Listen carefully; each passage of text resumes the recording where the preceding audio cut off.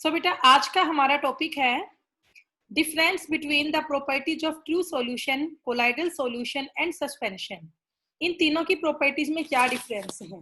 ठीक है, तो जस्ट बस आपको बेटा इनको 2 से 3 बार पढ़ना है, आपको वैसे याद हो जाएगी। प्रॉपर्टीज को जस्ट आपको माइंड में रखना है कि भाई ट्रू प्रॉपर्टीज क्या है, ट्रू सॉल्यूशन की क्या है, कोलाइडल सॉल्यूशन की। तो सबसे पहले प्रॉपर्टी है इनके नेचर की। तो अगर हम बात करते हैं नेचर की, तो जो ट्रू सॉल्यूशन है वो होमोजीनस होता है। True solution is homogeneous. अब आपको होमोजीनस का मतलब समझ में आता होगा। होमो मीन्स होता है सेम, जीनस मीन्स होता है कंपोजिशन। मतलब जहां पर आप डिस्पर्ज फेज और डिस्पर्जन मीडियम, जहां पर आप डिस्पर्ज फेज और डिस्पर्जन मीडियम इन दोनों का पता ही ना कर सको, वो सारा आपको एक सा लगे सॉल्यूशन, ठीक है, उसे हम बोलते हैं true solution. Okay, which remains through out same in its complete composition, मतलब ये होमोजीनस होते हैं। अब अगर मैं बात करती हूँ कोलाइडल सॉल्यूशन की, these are heterogeneous in nature, these are heterogeneous in nature. आपको पता है बेटा कोलाइडल बल्कि ऐसा होता है, दिखाई तो देते हैं होमोजीनस की तरह, लेकिन एक्चुअल में होते हैं heterogeneous. They appear like as homogeneous but actually they are heterogeneous. ठीक है, तो ये बात ध्यान रखना आप। जैसे बेटा मिल्क है, मिल्क को देखकर तो क्या लगता है कि ये होमोजीनस है, एक सा है, बट वाकई में वो होता कैसा है, हेट्रोजीनस होता है। ओके, इसके बाद है बेटा नेक्स्ट आपका सस्पेंशन। सस्पेंशन जो है इट इज हेट्रोजीनस। सस्पेंशन कैसा होता है बेटा, हेट्रोजीनस होता है। हेट्रोजीनस आपको पता है जिसमें डिस्पर्ज फेज अलग दिखे और डिस्पर्जन मीडियम है वो अलग दिखे। ठीक है, मतलब which do not remain through out same. आपको पार्टिकल्स अलग अलग दिखाई देंगे डिस्पर्ज फेज के और डिस्पर्जन मीडियम के, दैट इज कॉल्ड सस्पेंशन। तो ये नेचर हुआ इन तीनों का। ट्रू सॉल्यूशन होमोजीनस होता है, कोलाइडल हेट्रोजीनस होता है एंड सस्पेंशन भी हेट्रोजीनस होता है। इसके बाद इनकी सेकंड प्रॉपर्टी है पार्टिकल साइज की। तो अगर हम पार्टिकल साइज की बात करते हैं तो जो ट्रू सॉल्यूशन है इनका साइज होता है less than 1 nanometre. Size of true solution is less than 1 nanometre, और जो 1 नैनोमीटर है that is equal to 10 raise to power -9 metre. ये आपको पता होना चाहिए बेटा, 1 नैनोमीटर किसके इक्वल होता है, 10 रेज टू पावर -9 मीटर के इक्वल होता है। ओके, उसके बाद नेक्स्ट है आपका साइज क्या होता है कोलाइडल सॉल्यूशन के पार्टिकल का। The size of particles of colloidal solution are in between 1 to 1000 nanometre. पता है नैनोमीटर क्या होता है, 1 nanometre equal to 10 raise to power -9 metre. और बेटा सस्पेंशन जो है, सस्पेंशन का आपका साइज होता है more than 1000 nanometre, more than 1000 nanometre. Okay, इसके बाद बेटा नेक्स्ट आपका है फिल्टरेबिलिटी, मतलब इनमें से किसको फिल्टर करना इजी है, कैसे हम इनको फिल्टर कर सकते हैं। तो सबसे पहला आपका है ट्रू सॉल्यूशन। तो बेटा ट्रू सॉल्यूशन जो है they are not filtered by simple filter paper, क्योंकि बेटा जो सिंपल फिल्टर पेपर होता है ना, जो उसमें पोर्स का साइज होता है वो थोड़ा सा बड़ा होता है, तो उसमें से सोल्यूट और सोलवेंट दोनों ही पास आउट हो जाते हैं। इसका मतलब ट्रू सॉल्यूशन जो है वो आपका फिल्टर नॉर्मल फिल्टर पेपर से नहीं होता। उसके बाद आपका है कोलाइडल सॉल्यूशन। तो जो बेटा कोलाइडल सॉल्यूशन होता है ना, ये भी आपका सिंपल फिल्टर पेपर से फिल्टर नहीं हो सकता। It is filtered by ultra filter paper, it is filtered by ultra filter paper. अब ये अल्ट्रा फिल्टर पेपर क्या है बेटा, वही बात है, अगर हम सिंपल फिल्टर पेपर लेते हैं ना तो उसमें से इम्प्योरिटीज भी, प्योर सॉल्यूशन भी, सब कुछ ही आर पार चला जाता है, वो फिल्टर नहीं हो पाता। तो हम इनको फिल्टर किससे करते हैं, अल्ट्रा फिल्टर पेपर से करते हैं। मैं आपको आगे ये भी सिखाऊंगी कि अल्ट्रा फिल्ट्रेशन क्या होता है, कैसे हम इनको फिल्टर करते हैं। ठीक है, चलिए अब इसके बाद नेक्स्ट आपका है सस्पेंशन। सस्पेंशन बेटा एग्जांपल जैसे कि चोक इन वाटर हो गया, तो आप इजीली इसको सिंपल फिल्टर पेपर से ही फिल्टर आउट कर सकते हैं। ठीक है, तो सस्पेंशन जो आपका है they are easily filtered by simple filter paper. अब इसके बाद बेटा आपका फोर्थ है सेटलिंग की प्रॉपर्टी है कि जो आपके डिस्पर्ज फेज के पार्टिकल है वो सेटल डाउन होते हैं या नहीं होते हैं। The particle of disperse phase, आपको बेटा ये तो पता है ना डिस्पर्ज फेज क्या है, डिस्पर्जन मीडियम क्या है। जो डिस्पर्ज फेज आपका है it behave like as solute, और जो डिस्पर्जन मीडियम है it behave like as a solvent. ठीक है बेटा, एक बार ये जो डार्क डेविल है प्लीज एक बार अपनी वीडियो ऑन करें आप और खुद को अनम्यूट करें। जो भी ये बच्चा है डार्क डेविल जिसने लिखा हुआ है, अभी अभी एडमिट मैंने दोबारा किया है इसको, एक बार ये अपनी वीडियो ऑन करे और खुद को अनम्यूट करे। Yes ma'am. एक बार वीडियो ऑन करो बेटा।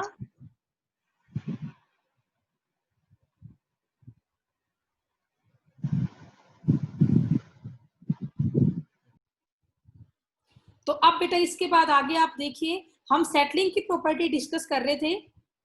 तो जो आपके ट्रू सॉल्यूशन के पार्टिकल है ना ये सेटल डाउन नहीं होते। वजह, अगर आप इनको रेस्ट पे छोड़ देते हो तो रेस्ट पे छोड़ने के बाद भी ये सेटल डाउन नहीं होते, क्योंकि बेटा यहाँ पार्टिकल का साइज बहुत छोटा होता है। कितना कम साइज है, लेस देन 1 नैनोमीटर, बहुत ही छोटा साइज है पार्टिकल का, बहुत ही हल्के होते हैं। और अगर पार्टिकल बहुत छोटा है बहुत हल्का है तो वो कंटिन्यूअसली मूव करता रहेगा, सेटल डाउन नहीं होगा। So they do not settle down. अब अगर हम बात करते हैं कोलाइडल सॉल्यूशन की, तो बेटा कोलाइडल सॉल्यूशन भी इजीली सेटल डाउन नहीं होते हैं, क्योंकि बेटा इनका साइज भी ना बीच में है, बिटवीन 1 to 1000 नैनोमीटर, कम भी है ज्यादा भी है, तो कुल मिला के ये भी सेटल डाउन नहीं होते। लेकिन जो आपका सस्पेंशन है, सस्पेंशन के पार्टिकल इजीली सेटल डाउन हो जाते हैं ऑन स्टैंडिंग। बेटा for example chalk in water लिया, अगर आपने चोक का पाउडर बना के पानी में डाल दिया और आपने उसे कुछ देर के लिए स्टैंडिंग पोजीशन में रख दिया, तो क्या होगा, जो भी आपके चोक के पार्टिकल हैं वो नीचे पानी में बैठ जाएंगे। ऐसा होता है ना, तो सस्पेंशन के पार्टिकल इजीली सेटल डाउन हो जाते हैं ऑन स्टैंडिंग। इसके बाद इसकी नेक्स्ट प्रॉपर्टी है विजिबिलिटी की। अगर हम बात करते हैं विजिबिलिटी की, तो जो आपके ट्रू सॉल्यूशन के पार्टिकल हैं, जो आपके ट्रू सॉल्यूशन के पार्टिकल्स हैं, they are invisible to naked eyes, बहुत ही छोटे पार्टिकल्स हैं, तो आप इनको सिंपल माइक्रोस्कोप से भी नहीं देख सकते। इनके लिए आपको यहाँ पे पावरफुल माइक्रोस्कोप चाहिए, तभी आप पार्टिकल्स देख सकते हो किसके, ट्रू सॉल्यूशन के। ठीक है, इसके बाद अगर हम बात करते हैं यहाँ पे कोलाइडल सॉल्यूशन की, तो जो आपके पार्टिकल्स है कोलाइडल सॉल्यूशन के, उन्हें देखने के लिए भी हमें अल्ट्रा माइक्रोस्कोप चाहिए। ठीक है, ओके। साथ में यहाँ पे ये भी है, जो स्कैटरिंग ऑफ लाइट है by the particles takes place, ये आगे आपका एक इफेक्ट आएगा टिंडाल इफेक्ट, वहां हम डिस्कस करेंगे। और अगर हम बात करते हैं सस्पेंशन की और इनकी विजिबिलिटी की प्रॉपर्टी हम पढ़ते हैं, so here particles are visible to naked eyes. ठीक है, तो आपको वैसे ही पार्टिकल्स दिखाई दे जाते हैं। अब इसके बाद नेक्स्ट हमारी प्रॉपर्टी है डिफ्यूजन की। नेक्स्ट हमारी प्रॉपर्टी है डिफ्यूजन की। ठीक है, इसमें क्या है, जो पार्टिकल्स है वो बहुत जल्दी डिफ्यूज हो जाते हैं।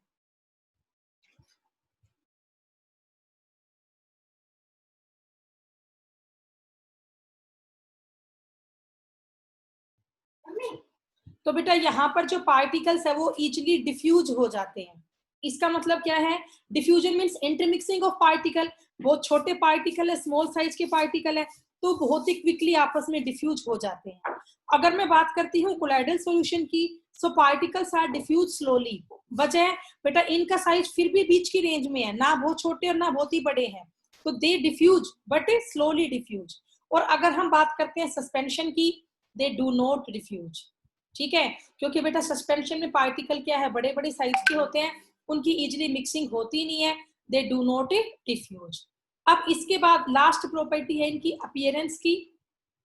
अगर हम बात करते हैं ट्रू सॉल्यूशन की, तो बेटा ट्रू सॉल्यूशन आपका क्लियर होता है और ट्रांसपेरेंट होता है।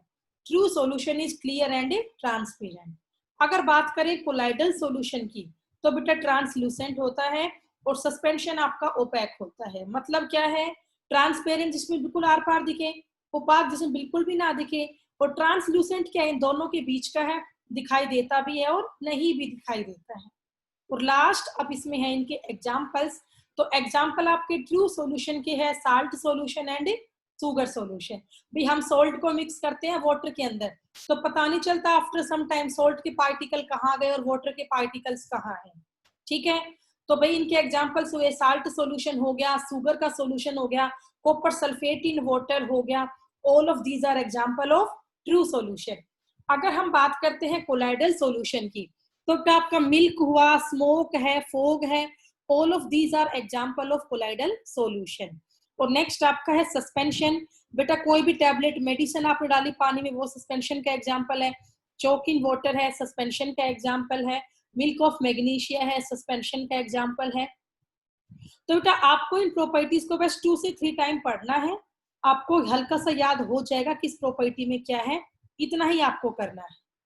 अब इसके बाद आप देखें यहाँ पे 2 प्रॉपर्टी है, एक होता है डिस्पर्ज फेज और एक होता है dispersion medium. So what disperse phase? बेटा डिस्पर्ज फेज का मतलब क्या होता है?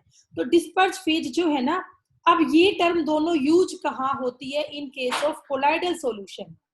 The property of disperse phase and dispersion medium is use only in case of colloidal solution.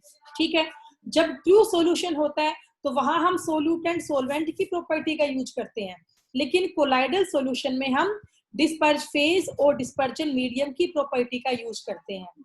तो जो आपका डिस्पर्ज फेज है ये बिल्कुल सोल्यूट की तरह बिहेव करता है, it behave like as a solute, और ये ऑलवेज प्रेजेंट होता है लेसर क्वांटिटी में। और अगर हम बात करते हैं डिस्पर्जन मीडियम की, तो ये बिहेव करता है like as a solvent, it behave like as a solvent and it always present in greater quantity.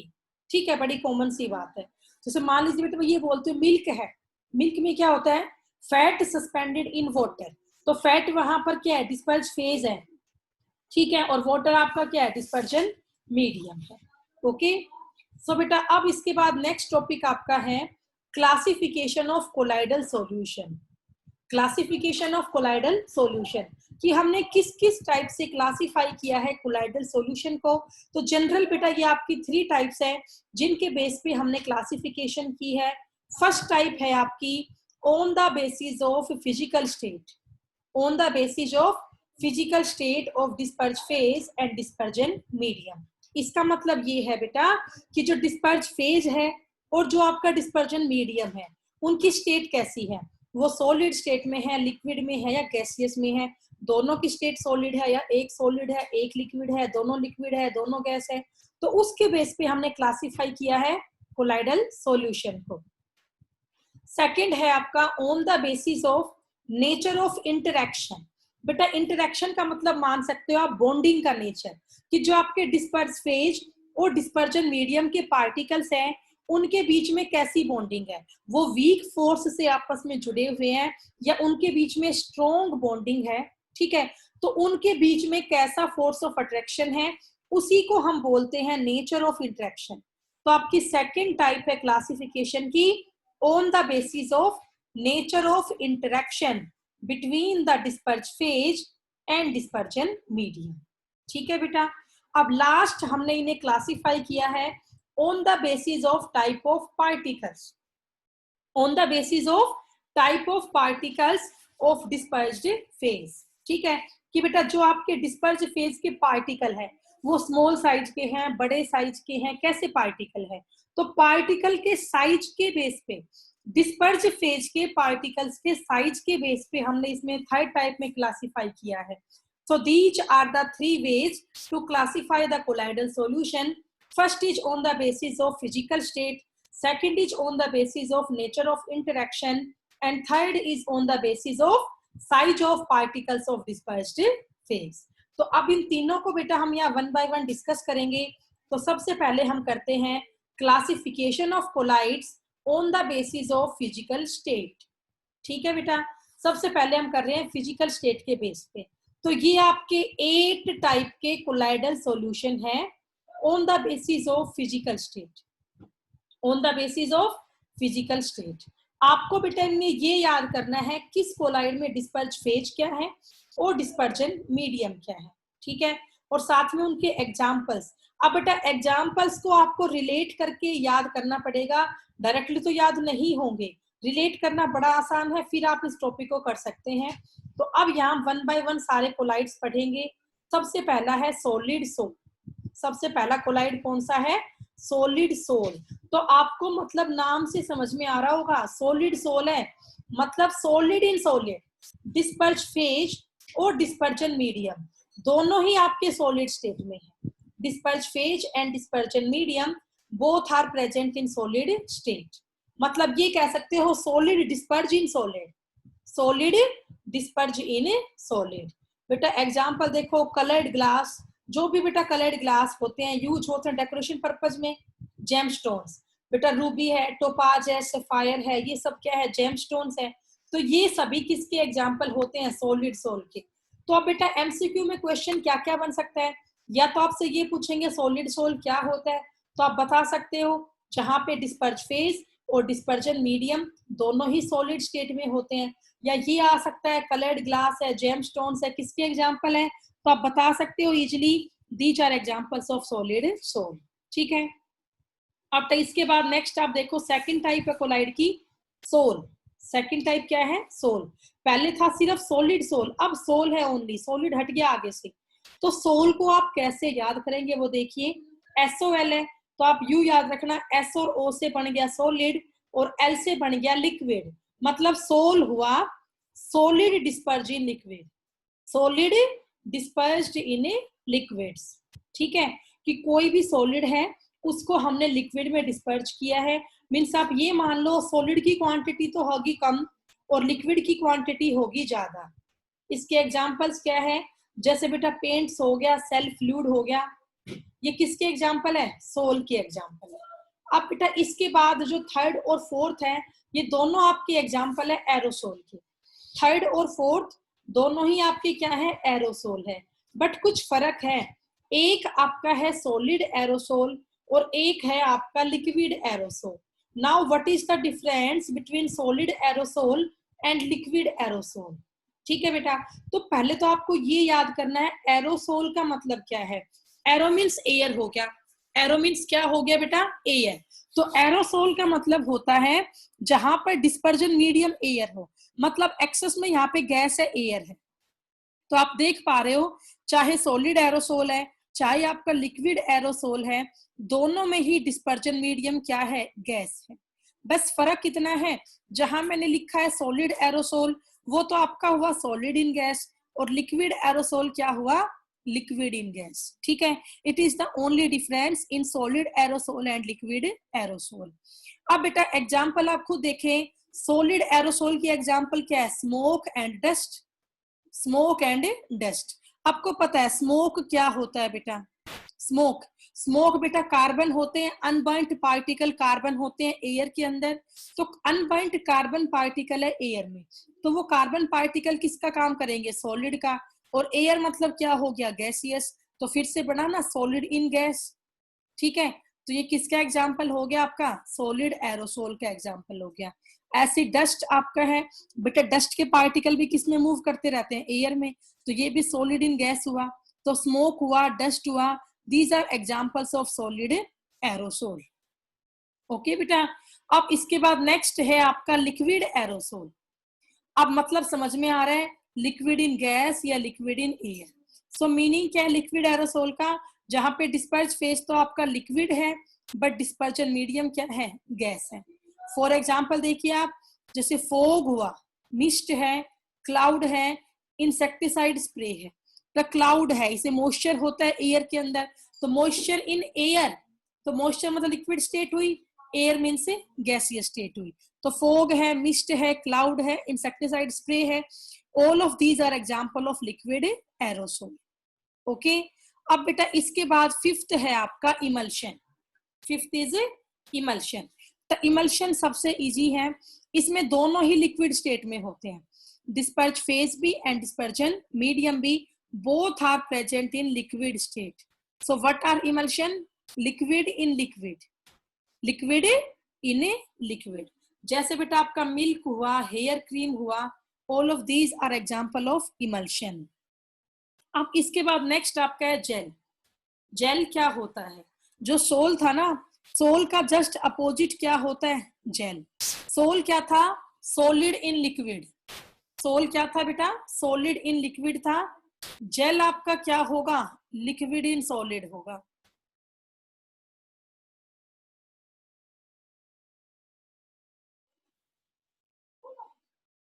तो बेटा सोल तो आपका था सॉलिड इन लिक्विड, और जेल आपका क्या हुआ? Liquid in A solid. उल्टा हो गया उससे, मतलब लिक्विड की क्वांटिटी कम है और सॉलिड की क्वांटिटी ज्यादा है। एग्जाम्पल में चीज हो गया आपका, बटर हो गया, जेलीज होगी, ये सब किसके एग्जाम्पल है बेटा? All of these are examples of gel. इसके बाद नेक्स्ट है आपका सॉलिड फोम। नेक्स्ट है आपका सॉलिड फोम। अब बेटा आप देखो, फोम की भी दो टाइप है, ठीक है? ये सॉलिड फोम है और ये आपका सिर्फ फोम है। तो सॉलिड फोम क्या होता है? Gas in solid. Solid foam क्या होता है? गैस इन ए सॉलिड, ठीक है? गैस की क्वांटिटी कम है, सॉलिड की क्वांटिटी ज्यादा है। फॉर एग्जाम्पल बेटा प्यूमाइस स्टोन हुआ, फोम रबड़ हुआ। तो प्यूमाइस स्टोन क्या एक पत्थर सा होता है जो एलर्जी के ट्रीटमेंट में काम आता है। तो pumice stone gas in solid, मतलब फ्लफी सा सॉलिड है, क्योंकि सॉलिड में क्या भरी हुई है? गैस भरी हुई है, तो थोड़ा फ्लफी है, होलो है ये थोड़ा सा। फोम रबड़ भी किसके एग्जाम्पल है? सॉलिड फोम के। देन है आपका फोम क्या होता है? Last is foam. तो फोम बेटा होता है गैस इन लिक्विड। गैस की क्वांटिटी कम है, लिक्विड की क्वांटिटी ज्यादा है, gas in a liquid. Example क्या बना? फ्लोथ आपका हो गया, सोप हो गया, लेदर हो गया, विप्ड क्रीम। बेटा शेविंग क्रीम ही क्या होती है? विप्ड क्रीम होती है। तो ये सब किसके एग्जाम्पल है? फोम के एग्जाम्पल है, ठीक है बेटा? तो यहाँ हमने कोलाइड की फर्स्ट टाइप करी है क्लासिफिकेशन की, on the basis of physical state. Total हमने यहाँ पे 8 टाइप डिस्कस की है। अब उसके बाद यहाँ पर कुछ स्पेसिफिक टर्म्स है जो कई बार यूज होती है, कि भाई एल्कोसोल क्या होता है, एरोसोल क्या है, बेंजोसोल क्या है, एक्वासोल क्या है। तो सबसे पहले है एल्कोसोल। एल्को मतलब हो गया एल्कोहल, कि यहाँ ज्यादा क्वांटिटी में क्या प्रेजेंट है? एल्कोहल। अब ज्यादा क्वांटिटी में क्या होता है? Dispersion medium. तो आप ये कह सकते हो कि एल्कोसोल में डिस्पर्जन मीडियम क्या है? एल्कोहल। दूसरा है आपका एरोसोल। एरोसोल में आपका एयर होता है डिस्पर्जन मीडियम। नेक्स्ट है आपका बेंजोसोल। तो बेटा बेंजोसोल में बेंजीन होता है डिस्पर्जन मीडियम। एंड देन आपका एक्वासोल या हाइड्रोसोल। एक्वासोल या हाइड्रोसोल। एक्वा मीन्स क्या होता है? वाटर, और हाइड्रो मीन्स भी क्या होता है? वाटर ही होता है, ठीक है बेटा? तो यहाँ आप इस टॉपिक को पढ़ लेना कि क्लासिफिकेशन हम कैसे करते हैं कोलाइडल सॉल्यूशन की। ओके, तो अभी मैंने बेटा इतना पढ़ाया है बस कि क्या डिफरेंस है ट्रू सॉल्यूशन में, कोलाइडल सॉल्यूशन में और सस्पेंशन में। और फिर मैंने आपको फर्स्ट टाइप पढ़ाई है क्लासिफिकेशन की, कि हम कैसे क्लासिफाई करते हैं on the basis of physical state, on the basis of physical state of disperse phase and dispersion medium.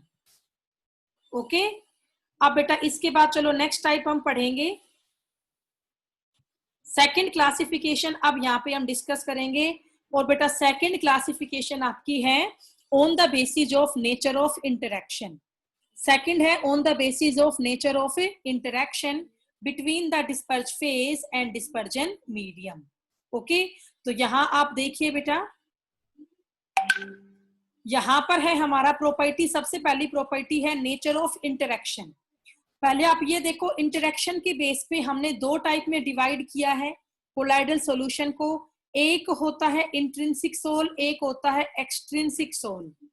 Intrinsic बोलते हैं लायोफिलिक को, और एक्सट्रिंसिक हम बोलते हैं लायोफोबिक को, ठीक है बेटा? इंट्रिंसिक होता है लायोफिलिक और एक्सट्रिंसिक होता है लायोफोबिक। तो आप ये देखिए, जो आपका पहला है इंट्रिंसिक लायोफिलिक सोल, लायो का मतलब होता है लिक्विड और फिलिक का मतलब होता है लविंग। तो बेटा लायोफिलिक क्या हुआ? लिक्विड लविंग हुआ। और लायोफोबिक, लायो मीन्स लिक्विड और फोबिक मीन्स होता है हेटिंग, तो ये आपका लिक्विड हेटिंग हुआ, ठीक है बेटा? तो यहाँ पर दो टाइप हम डिस्कस कर रहे हैं, एक आपका लायोफिलिक है और एक आपका लायोफोबिक है।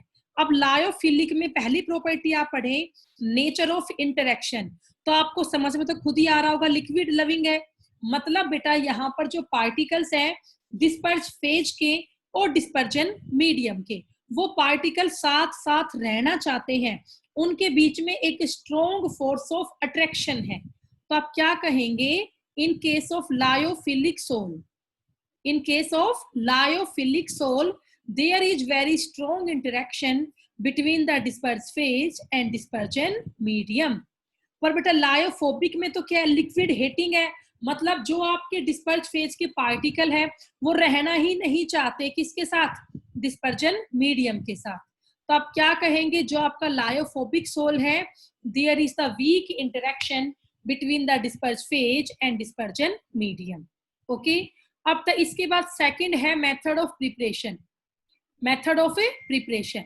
तो अगर हम बात करते हैं लायोफिलिक कोलाइड की, तो ये तो बहुत लिक्विड लविंग है, मतलब स्ट्रॉन्ग इंटरेक्शन है ना डिस्पर्ज फेज की और डिस्पर्जन मीडियम की।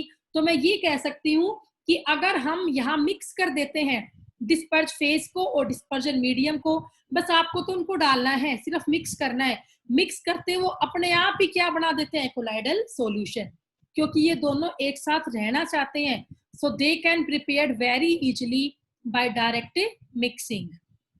लेकिन अगर मैं बात करती हूँ लायोफोबिक कोलाइड की, तो यहाँ तो डिस्पर्ज फेज का पार्टिकल रहना ही नहीं चाहता किसके साथ, डिस्पर्जन मीडियम के साथ। तो अगर हम इन दोनों को मिक्स करेंगे तो वो मिक्स नहीं होना चाहेंगे, तो मतलब इनको हम सिंपली मिक्सिंग से नहीं बना सकते। That's why we will prepared by special methods। इसीलिए बेटा हमें कुछ स्पेशल मेथड्स लगाने पड़ते हैं इनको प्रिपेयर करने के लिए। अब इसके बाद थर्ड आपका है स्टेबिलिटी। अगर हम बात करते हैं स्टेबिलिटी की, तो लायोफिलिक कोलाइड मोर स्टेबल होता है एज कंपेयर टू लायोफोबिक। आप समझ गए होंगे क्यों होता है, क्योंकि बेटा लायोफिलिक में तो बहुत क्लोज होते हैं पार्टिकल डिस्पर्ज फेज की और डिस्पर्जन मीडियम के, उनके बीच में तो अपने आप ही स्ट्रॉन्ग इंटरेक्शन है, और आपको पता है जितनी ज्यादा फोर्स ऑफ अट्रैक्शन होगी उतनी ही स्टेबिलिटी भी ज्यादा होगी। That's why lyophilic colloids are more stable. लेकिन अगर हम बात करते हैं लायोफोबिक कोलाइड की, so they are less stable. वजह क्योंकि डिस्पर्ज फेज के पार्टिकल साथ में रहना ही नहीं चाहते डिस्पर्जन मीडियम के, ठीक है, ये दोनों एक साथ मिलकर रहना ही नहीं चाहते, तो इसीलिए they are less stable because there is weak force of attraction between the dispersed phase and medium। अब बेटा इसके बाद आपकी फोर्थ प्रॉपर्टी है हाइड्रेशन की। तो अगर मैं बात करती हूँ हाइड्रेशन की, तो जो आपके डिस्पर्ज फेज के पार्टिकल्स होते हैं दे आर हाईली हाइड्रेटेड, मतलब कि वाटर के मॉलिक्यूल के साथ इनकी बहुत ही स्ट्रॉन्ग एफिनिटी होती है। They have strong affinity with water molecule, ये वाटर के मोलिक्यूल के साथ बहुत ही स्ट्रॉन्गली कनेक्टेड रहते हैं, बॉन्डेड रहते हैं, so they are highly hydrated. लेकिन जो आपका लायोफोबिक है they are not much hydrated.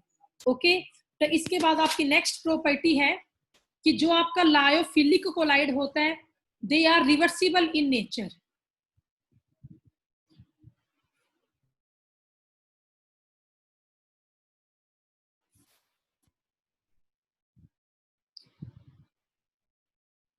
सो बेटा लायोफिलिक आपके रिवर्सिबल होते हैं नेचर में, but lyophobic are irreversible in nature. अगली प्रॉपर्टी की हम बात करते हैं कोएगुलेशन की। बेटा आगे आपको फिर से समझाऊंगी कोएगुलेशन क्या होता है। कोई भी कोलाइड है अगर हम उसमें इलेक्ट्रोलाइट डाल देते हैं, अगर हम किसी भी कोलाइड में इलेक्ट्रोलाइट डाल देते हैं तो उसकी कोएगुलेशन हो जाती है। तो जो आपका लायोफिलिक कोलाइड है ना दे do not coagulate on addition of electrolyte।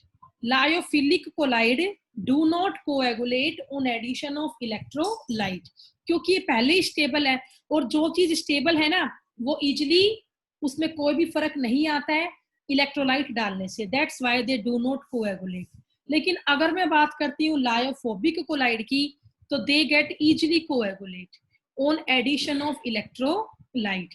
ये तो स्टेबल ही नहीं है, और अगर किसी की स्टेबिलिटी ही मेंटेन नहीं है तो डिस्टर्ब बार बार होगा। तो अगर आप इसमें क्या डाल देते हो इलेक्ट्रोलाइट, तो फिर ये कोएगुलेशन को शो करेगा। That's why lyophilic colloid can never coagulate but lyophobic colloid coagulate easily. तो इसके बाद नेक्स्ट प्रॉपर्टी है आपकी विस्कोसिटी की। तो अगर मैं बात करती हूँ विस्कोसिटी की, बेटा विस्कोसिटी क्या होता है? एक ऐसा फोर्स, एक ऐसा रेजिस्टेंस जो लिक्विड को फ्लो करने से रोकता है। तो for example honey and water की बात करते हैं तो आपको पता है वाटर का फ्लो करने का रेट फास्ट होगा, हनी का फ्लो करने का रेट है वो स्लो होगा। तो जिसका रेट स्लो है मतलब उसमें ऐसा कोई ना कोई फोर्स है, कोई रेजिस्टेंस है ऐसा जो उसको फ्लो करने से रोक रहा है। तो बेटा लायोफिलिक में तो स्ट्रॉन्ग इंटरेक्शन है ना डिस्पर्ज फेज की और डिस्पर्जन मीडियम की, that's why they do not, that's why they have higher viscosity. अगर हम बात करते हैं, कंपैरिजन करते हैं इसका प्योर डिस्पर्जन मीडियम के साथ, तो जो सॉल्यूशन आपका बना है लायोफिलिक कोलाइड का, उनकी विस्कोसिटी ज्यादा होती है। बट लायोफोबिक में तो क्या है, डिस्पर्ज फेज और मीडियम के पार्टिकल साथ साथ रहना ही नहीं चाहते, तो दूर दूर है पार्टिकल, तो बीच में इंटरेक्शन वीक है तो वो इजिली फ्लो करेगा। इसका मतलब जो लायोफोबिक आपका होगा इनकी विस्कोसिटी लेसर होती है than the pure dispersion medium. इसके बाद नेक्स्ट आपका है सरफेस टेंशन। सरफेस टेंशन कैसा हो, क्या होता है? एक ऐसा फोर्स बेटा जो लाई करता है एट द सरफेस, ठीक है। तो सरफेस टेंशन आपकी कम होती है किसकी? लायोफिलिक कोलाइड की देन द डिस्पर्जन मीडियम, लेकिन सेम रहती है लायोफोबिक कोलाइड में, ओके। और तो लास्ट आपके एग्जांपल्स हैं लायोफिलिक कोलाइड के और लायोफोबिक कोलाइड के। तो अगर मैं बात करती हूँ लायोफिलिक कोलाइड की, तो बेटा हमारा स्टार्च हुआ, गम है, जेली है, प्रोटीन्स है, जिलेटिन्स है, क्ले है, ये सब के सब किसके एग्जाम्पल है? लायोफिलिक कोलाइड के। बेटा एग्जाम्पल आप लोगों को सारे लर्न करने हैं, एग्जाम्पल आप कोई भी नहीं छोड़ेंगे, इन्हीं से तो क्वेश्चंस बनते हैं बार बार। तो आपका स्टार्च हो गया बेटा, अंडे का व्हाइट वाला पार्ट, एग एल्बुमिन हो गया, गम है, जेली है, जिलेटिन है, प्रोटीन्स है, अमीनो एसिड्स है, ये सब के सब किसके एग्जाम्पल है? लायोफिलिक कोलाइड के। बेटा क्यों? ये सब थोड़े गाढ़े गाढ़े से होते हैं ना, स्टार्च थोड़ा गाढ़ा होता है, गम थोड़ा गाढ़ा होता है, जिलेटिन थोड़ा गाढ़ा होता है। वजह क्योंकि इनके बीच में स्ट्रॉन्ग इंटरेक्शन है, यहाँ पार्टिकल बहुत क्लोज क्लोज है डिस्पर्ज फेज की और डिस्पर्जन मीडियम की। बेटा इसीलिए इनकी क्या है, एग्जाम्पल भी ये सारे बनते हैं। और अगर मैं बात करती हूँ लायोफोबिक कोलाइड की, तो लायोफोबिक कोलाइड के एग्जाम्पल क्या होते हैं? जितने भी आपकी मेटल्स हैं, जितनी भी आपकी मेटल्स हैं और जो उन मेटल्स के कोलाइडल सॉल्यूशन है, all the metals and the colloidal solution of that metals, ठीक है। बेटा मान लो मेटल हमारे पास है आयरन, आयरन का हमने यहाँ क्या बना दिया? कोलाइड। हमने गोल्ड का कोलाइड बना दिया, कोलाइड ऑफ सिल्वर हमने प्रिपेयर कर दिया। तो आपको एग्जाम्पल तो याद कर लेने हैं, जितने भी मेटल्स हैं और जो उन मेटल्स के कोलाइडल सॉल्यूशन है, वो सब एग्जाम्पल होते हैं लायोफोबिक के। किसके एग्जाम्पल होते हैं? लायोफोबिक के। और स्टार्च, गम, जेली, जिलेटिन, एग, एल्बुमिन, ये सब बेटा आपके एग्जाम्पल्स होते हैं लायोफिलिक के, ठीक है। तो बेटा आज हम यहीं तक ही टॉपिक करते हैं, टाइम बेटा पूरा होने वाला है। किसी बच्चे को अब यहाँ तक कोई डाउट है तो प्लीज रेज योर हैंड। अगर बेटा यहाँ तक आपको कोई डाउट है then please raise your hand. बस आपको इन टॉपिक्स को जस्ट पढ़ना है और कुछ भी नहीं, आसान से टॉपिक है।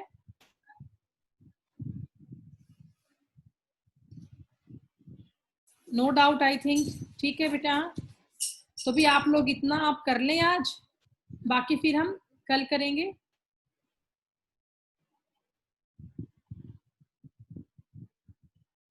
थैंक यू बेटा, थैंक यू वेरी मच।